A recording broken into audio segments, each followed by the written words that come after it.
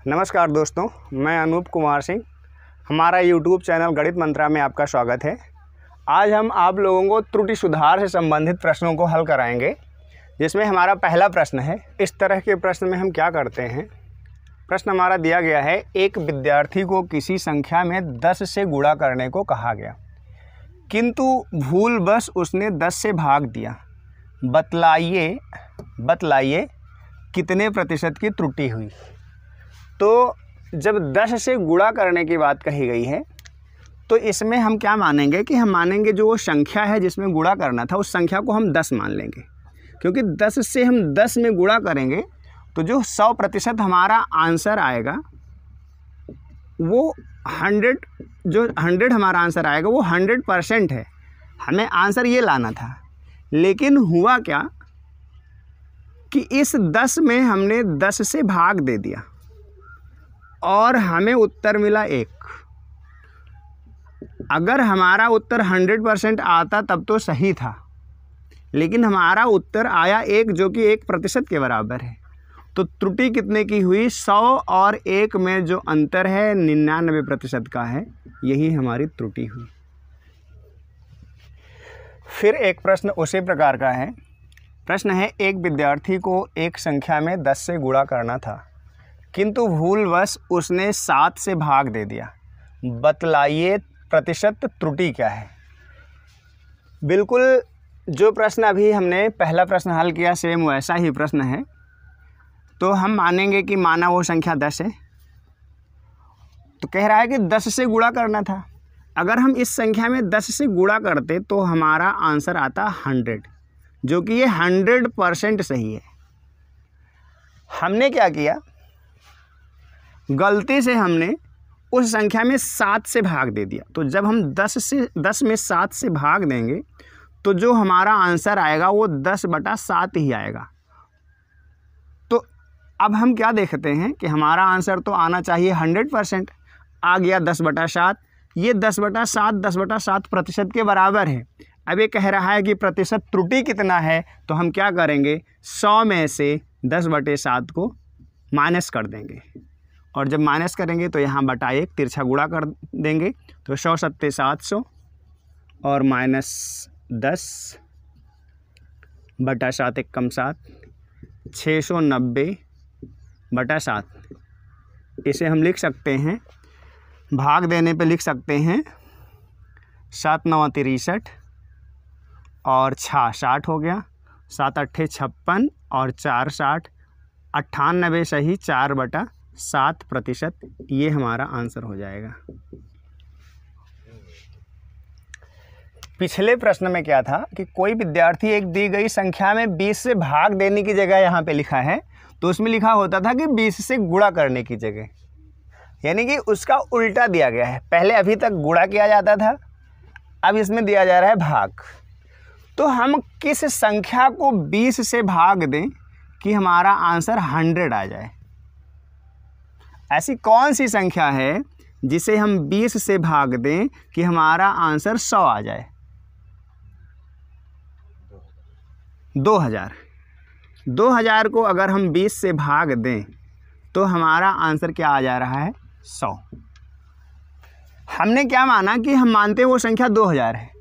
2000 कोई ज़रूरी नहीं है मानना, लेकिन यहाँ पे 100 लाना है, तभी हमारा जो प्रश्न है वो आसान हो पाएगा। तो हम क्या करते हैं, हमने संख्या को मान लिया 2000।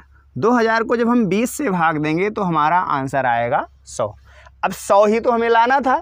ये उत्तर हमारा 100% सही है, लेकिन किया क्या उसने, 20 से भाग देने की जगह 8 से वो गुणा कर देता है। किस में? 20,000 में। तो जब हम 20,000 में 8 से गुणा करेंगे तो हमारा आंसर हो जाएगा, 2000 में 8 से गुणा करेंगे तो हमारा आंसर हो जाएगा 16,000,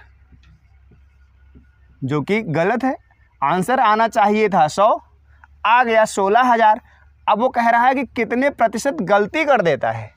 तो 16,000 और 100 में अंतर कितना है? 15,900 का अंतर है। यही हमारी 15,900% की त्रुटि है। गड़बड़ हो जाएगा गुरुजी, मैं 100 नहीं बनाया था, गुणा के क्या 100 बनाए थे। एक मिनट। जो अगला प्रश्न है, इस प्रश्न का टाइप पिछले प्रश्न से अलग है। ये प्रश्न हमारा अंकों से संबंधित प्रश्न है। प्रश्न है, सुदीपा एक परीक्षा में 20% अंक प्राप्त करती है तथा 15% अंकों से फेल हो जाती है। यदि परीक्षा का पूर्णांक 400 था, तब बतलाइए पास करने के लिए कितने प्रतिशत अंकों की ज़रूरत पड़ेगी। तो इसमें क्या है कि वो 20% अंक पाती है और वो 15 अंक से फेल हो जाती है। तो अगर वो 20% पाती प्लस 15 अंक और वो पाती तो पास हो जाती, ये मतलब है।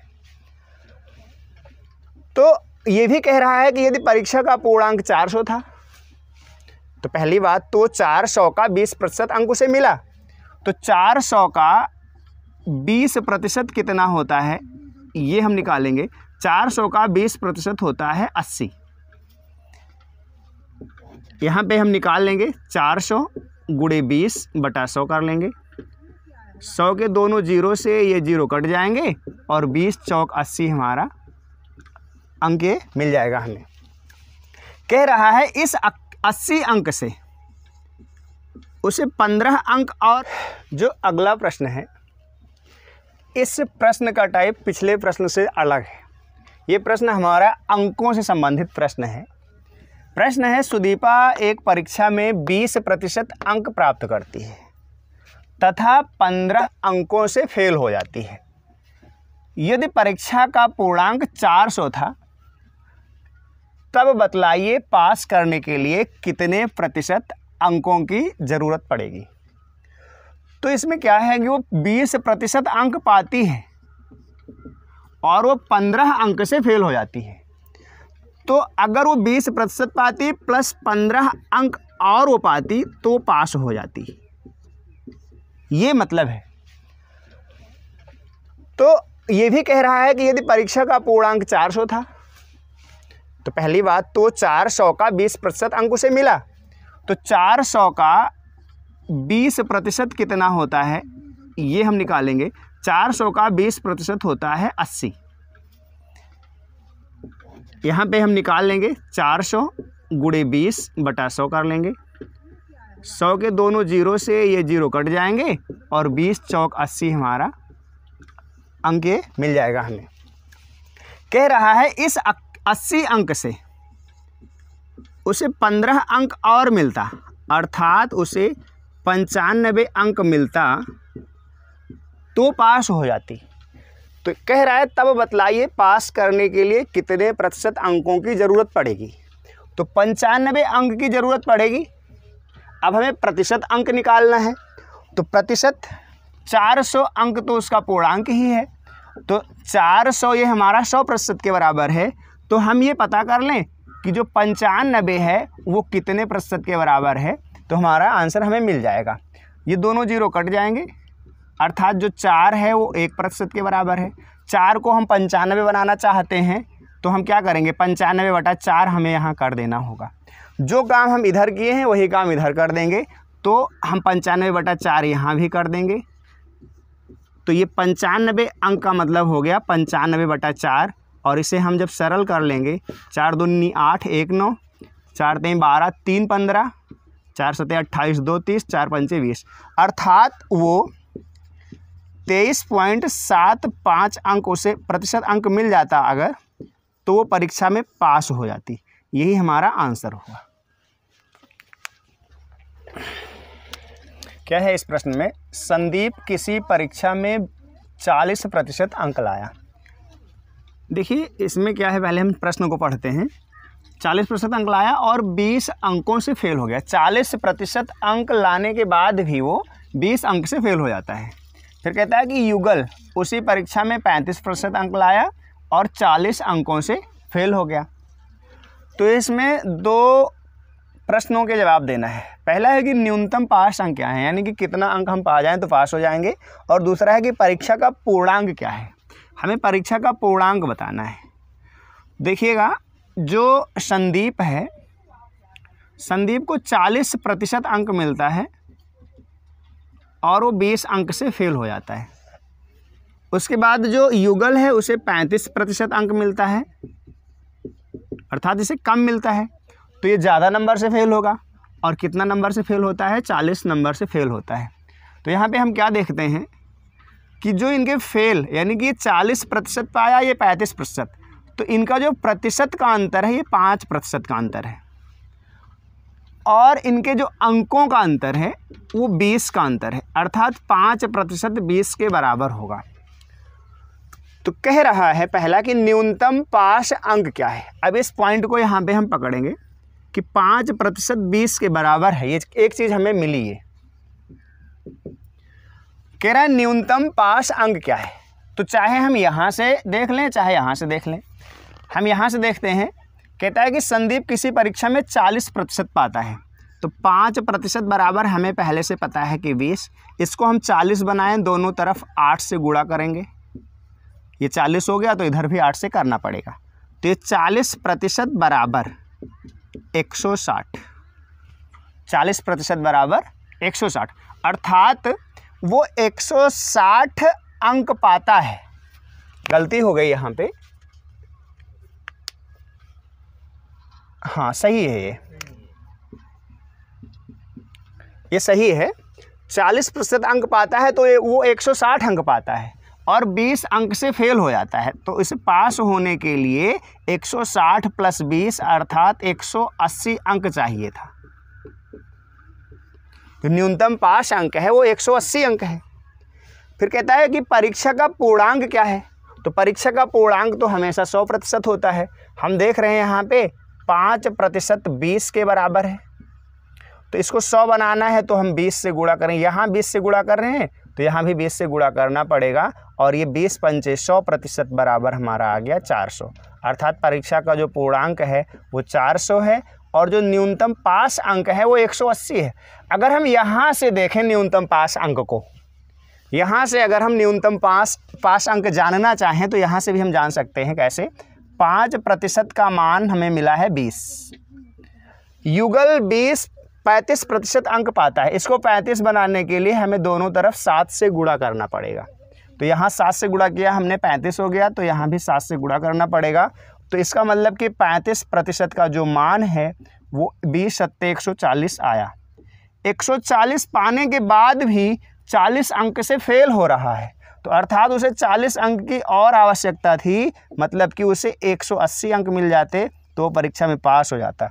न्यूनतम पास अंक हमारे 180 हुए और पूर्णांक हमारा था 400। अंकों से संबंधित प्रश्न में जो हमारा अगला प्रश्न है वो है, ये 40% अंक लाकर भी 40 अंकों से फेल हो जाता है। इसे 40% अंक मिलता है और ये 40 नंबर से फेल हो जाता है, 40 मार्क्स कम मिलते हैं मतलब पास होने के लिए। तथा बी उसी परीक्षा में 60% अंक लाकर 40 अतिरिक्त अंकों से पास हो जाता है। कहने का मतलब कि पास होने वाला अंक तो ये पाता है, पास होने से 40 और ज़्यादा पा जाता है। तो परीक्षा का पूर्णांक क्या है? यहाँ पे जो ए का प्रतिशत है और ये बी है, ये पाता है 40% और बी को मिलता है 60%। ये फेल होता है 40 अंक से और बी क्या करता है, बी 40 अंक पास होने से ज़्यादा पा जाता है। कहने का मतलब ये है कि इन दोनों के बीच में जो प्रतिशत का अंतर है वो कितना है, 20% का। लेकिन यहाँ पे हमें थोड़ा सा दिमाग यूज़ करना है। यहाँ पे क्या है कि ये जब 60% अंक पाता है तो कह रहा है कि जो ये फेल होते हैं 40 वो तो ले ही आता है, प्लस 40 और अधिक पा जाता है। कहने का मतलब कि ये इनसे 80 नंबर ज़्यादा पा जाता है। तो यहाँ पे जो 20% हमारा है वो 80 के बराबर होगा और 20% हमारा 80 के बराबर है। तो किसी भी परीक्षा का पूर्णांक हमेशा 100% होता है, तो इसे 100 बनाने के लिए 5 से गुणा, तो यहाँ भी 5 से गुणा और 20 पंचे 100% का मान 400 के बराबर आया, अर्थात परीक्षा का जो पूर्णांक था वो 400 था। यही हमारा आंसर हो गया। ये गुरुजी अंतर नहीं निकाल पाए, दोनों माइनस का उत्तर है।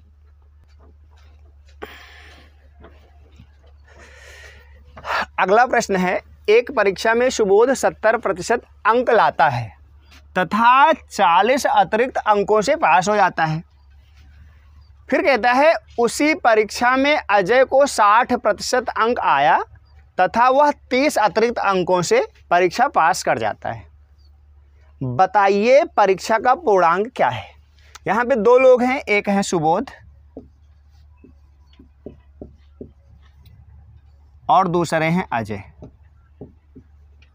सुबोध को मिलता है 70% अंक और अजय को मिलता है 60% अंक। और जब सुबोध 70% पाता है तो वो पास होने से 40 अंक अधिक पाता है। और कह रहा है कि अजय जब 60% अंक पाता है तो वो पास होने से 30 ही अंक ज़्यादा पाता है। तो इनके प्रतिशत का अंतर हम क्या देख रहे हैं कि इनके जो प्रतिशत का अंतर है वो 10% के बराबर है। और इनके 10% की वजह से अंकों का अंतर क्या हो गया 10, अर्थात 10% बराबर 10। तो कहता है कि परीक्षा का पूर्णांक क्या है। तो परीक्षा का पूर्णांक तो हमेशा 100 होता है। 10% को 100 बनाने के लिए 10 से गुणा करना पड़ेगा और इधर अंकों में भी हम 10 से गुणा कर देंगे। तो अर्थात 100% बराबर 100। तो जो परीक्षा का पूर्णांक है वो 100 है। ये हमारा आंसर हो गया।